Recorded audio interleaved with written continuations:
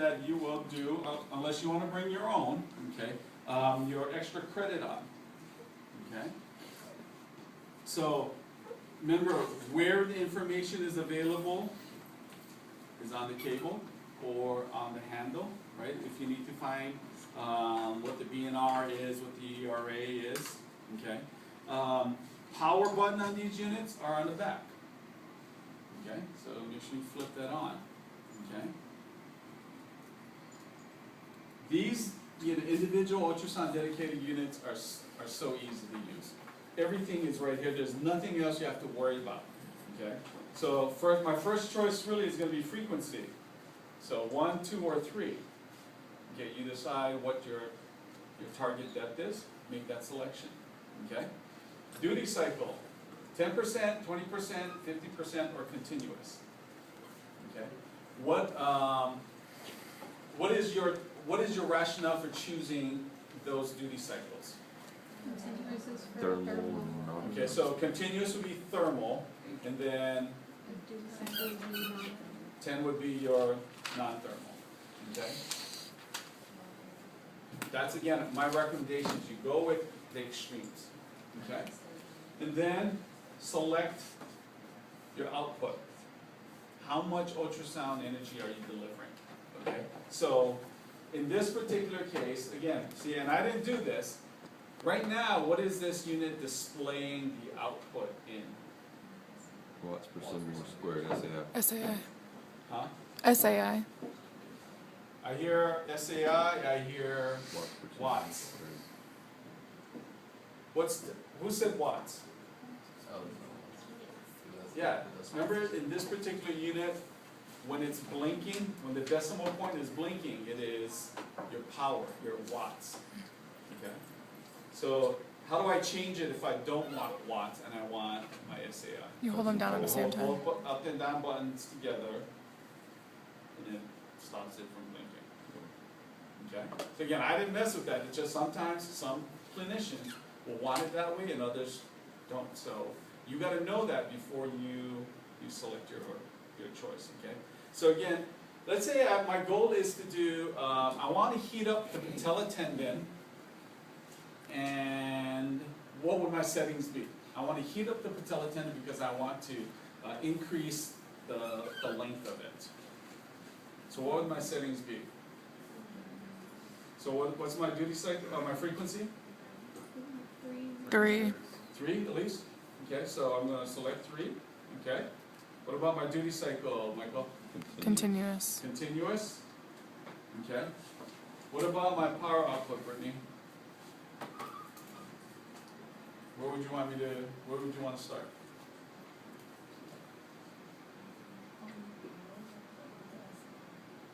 Huh? Yeah, where do you want your power to be? Take a guess. What's our kind of recommended starting point? Lori, 1 watt per centimeter square. Yeah, it's a good starting point. Okay, and okay, 1.0 watt per centimeter square. Okay. Again, what I'm going to do is make sure that I'm checking to see if there is a temperature increase as I'm going. So how long do I do this treatment for? 3 to 4 minutes. Yeah, it's superficial, and we know with 1 watt we can probably get some vigorous heating within what, 4 or 5 minutes, right? So let's just start it up at 4, okay, and then hit start, and then apply my ultrasound, okay. So some general rules before we start applying ultrasound is, I don't want to hit start right now because what would happen if I hit start and I'm not in contact with the body? It'll conduct through the air. Yeah, remember, air is not a good conductor of ultrasound, right?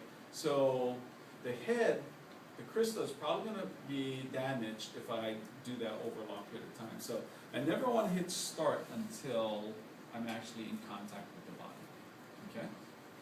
So I put my ultrasound gel on the patella tendon, okay? How much gel should I put?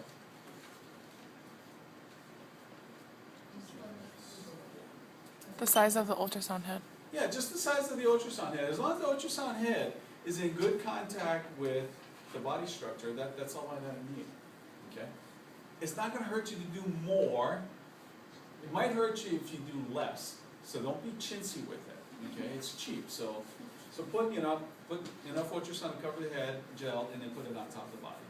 Okay? And then how should I move the ultrasound head around? Should I go in circles? Should I go in straight lines? Mix it up. Doesn't matter. Circles, straight line, doesn't matter as long as it's moving, yeah, over my structure. How do I know how large of a treatment area I should use this ultrasound head to treat appropriately? No more than 2 to 3 sides of the head. Yeah, no more than 2, even at 3 might be a bit much. So no more than 2 to 3 size the area of that particular ultrasound head. Okay? More than likely, your patella tendon, unless you're shacked, is probably going to fall within that area of your ultrasound head, right? Okay? So you're just going to have to keep to that area. Okay? How fast should I move it? Kind of slow, Kind of slow. but How you slow? like this. Like this. Okay? And that is about what rate? 4 centimeters per 1 to 4 second. centimeters per second. Okay, yeah, nice and slow. Okay. Now, having said all that, then I hit start and I just keep moving the head around. Okay. But before I even do that, what might I consider doing or using in this particular example that I've given you? Do you think that technique and that setup that we talked about is probably your best option?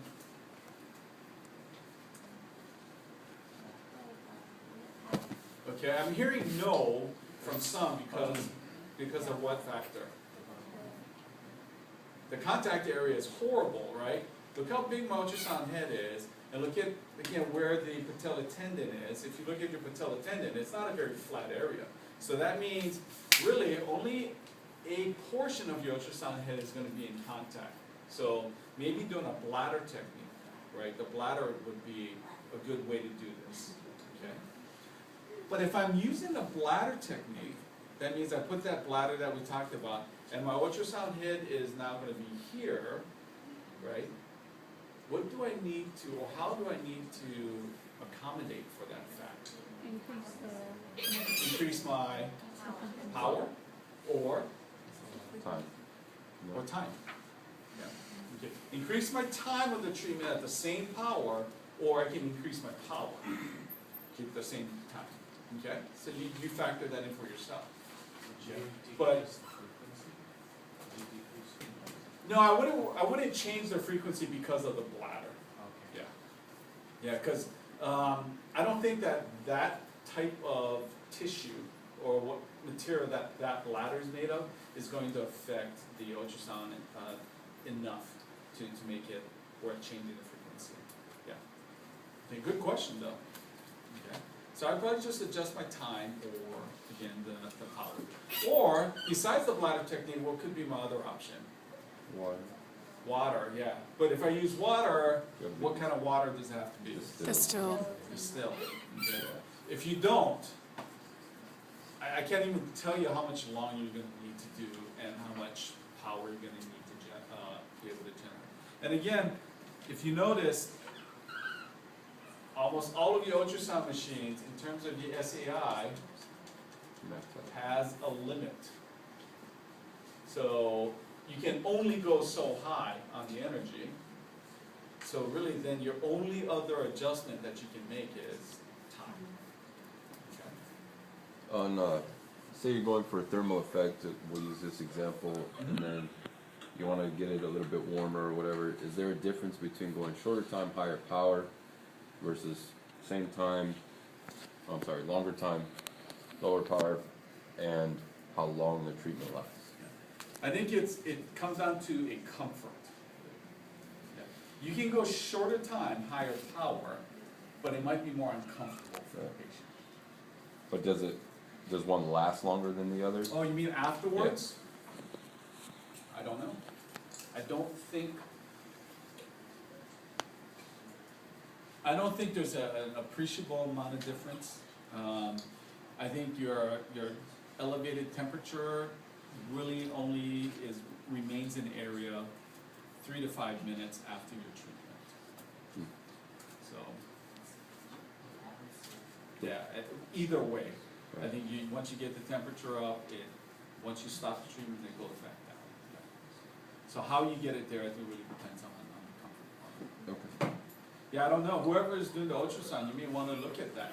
Maybe a longer, slower development may lead to a longer lasting heat elevated temperature change, yeah. But one other thing though that we mentioned that we didn't talk about though is, if my goal is to increase the length, then what else do I need to be doing as I'm doing ultrasound treatment? Stretching that structure, lengthening that structure. Okay. Can I do that with water? Probably not. Yeah, so that's gonna be real tough to do if you're gonna use water versus the bladder or a direct application.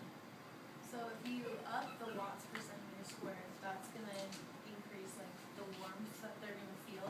But what if, and you said ask them after like 2 to 3 minutes, but we use warm ultrasound gel.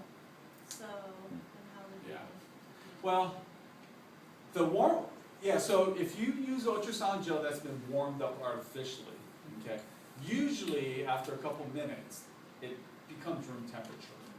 So the warmth that the patient reports to you, is gonna be from what they're feeling in their body tissue. If you use an ultrasound head though, that has a warming feature, you gotta make sure when you ask them, does your knee or does your patella tendon or your quad feel warm, not where the head is. You know what I mean? So you're gonna really have to ask them that. How much should you up it by then? How much do I what? How much should you like increase it by? Depends on how much time I have left. If they tell me they don't feel any different, so after 2 minutes, they don't feel anything, it doesn't feel like it's any warmer at all, I mean even just max out the time. If my treatment time is 4 minutes, I just max out what I have. And if I started at 1 watt per centimeter squared, I might just go all the way to 2. Now, if I started at 1 watt per centimeter squared and I'm doing it for 12 minutes, I might go up just 1.5, and then see in the next couple of minutes if they feel any warmth. If they still don't feel any warmth, then I just take it all the way up. If they're starting to feel warm, then I'll just maybe leave it there. So that's where your experience level is going to come into play, and you can kind of mess around with that some. That might tell you is the next time that you work on a patient with ultrasound, maybe you don't start off at 1, maybe you start off at 1.25 or 1.5 as your starting point. You're just going to have to play with it with each patient. Yeah. That's why I'm not against it, but there's a lot of clinics that you see. Here's diagram 1 for ultrasound treatment number 1, and it says you do ultrasound at 3 megahertz at 1.25 watts per centimeter square for 5 minutes. Go. And I think a lot of people develop that so that it's kind of in a ballpark, but it doesn't go back to, hey, you should check with your patients. If they're feeling warm, great, start doing it. Yeah. At what time should they begin to feel warm? After a few minutes, they should probably start to feel some warmth. Yeah. Now, let me ask you the opposite question. What if my goal is to do a non-thermal treatment? Where should I start my power level? Obviously, my major feature that's going to change with a non-thermal is Duty cycle. Duty cycle. Okay, so I'm going to go to 10%. But where should my power output be? Go a little higher. Go a little higher? Could you go higher? We were saying comfort was a big concern with thermal and our power wattage, but if we're going non-thermal, they're not going to feel it. Well, not supposed to be. Okay, well, I think you kind of got that reversed. Right, okay. My goal in getting a non-thermal ultrasound is to get permeability increased increases, right? And I get permeability increases because of what things? What's causing the increase in permeability? Motion of, The cells. okay, so what motion are we talking about? There's two motions that's occurring, right? Acoustical streaming, which is that cell kind of going along that structure, and what's the other motion? Cavitation, right? So remember that expanding and contracting, expanding and contracting. So as that cell expands and contracts and moves along, it's massaging that membrane, increasing the permeability, okay? It has to contract, and it has to and have acoustical streaming for that to occur.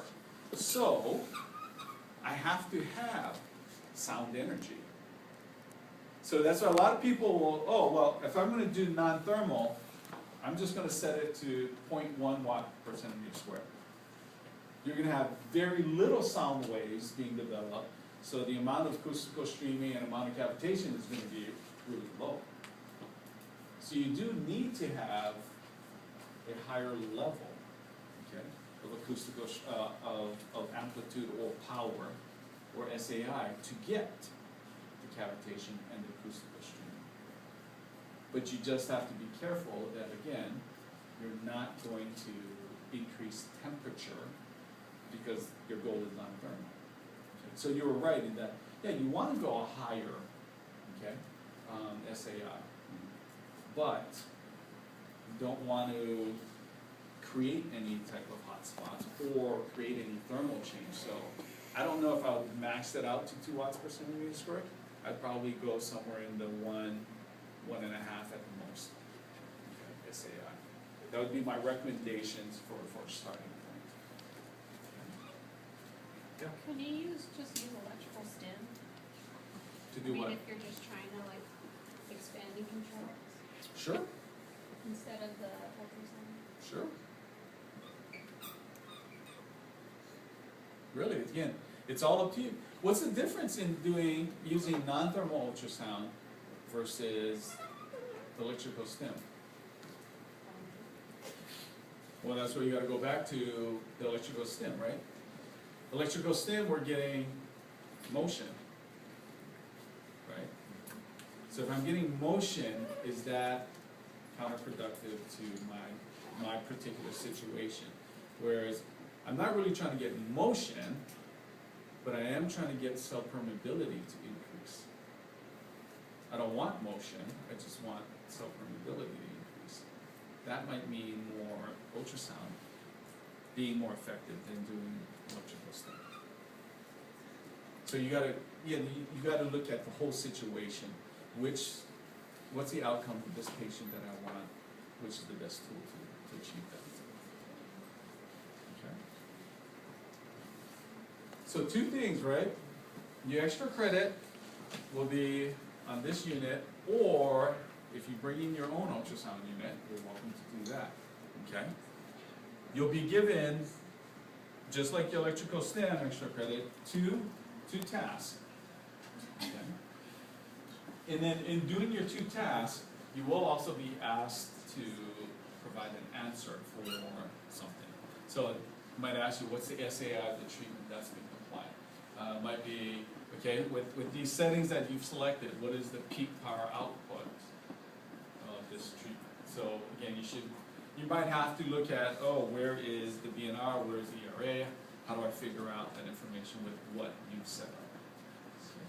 And then you're actually going to apply the ultrasound onto your partner. Okay. So I think some of us learned extra credit might be beneficial to practice on the unit. Okay? Versus I show up and all of a sudden, light bulb goes off, right? Practice, okay? This unit's going to be available in this room, so you can go and come in and use it. Mostly in the afternoons, this room's going to be available, so you can use it. The only thing I ask you is, as you're practicing, Don't turn on the unit, hit start, and just hold the sound head and talk story. Okay? And also, don't drop it. Okay, that's the only thing that I ask you. Okay, be careful with it. Otherwise, from that, you're really not going to hurt anybody, because by the time you get to where they say, "Ow, that's burning," you can hit the stop button. Okay? So you really shouldn't have a problem playing around with this. And a lot of it is just figuring out how to set it up and how to get through it. Okay?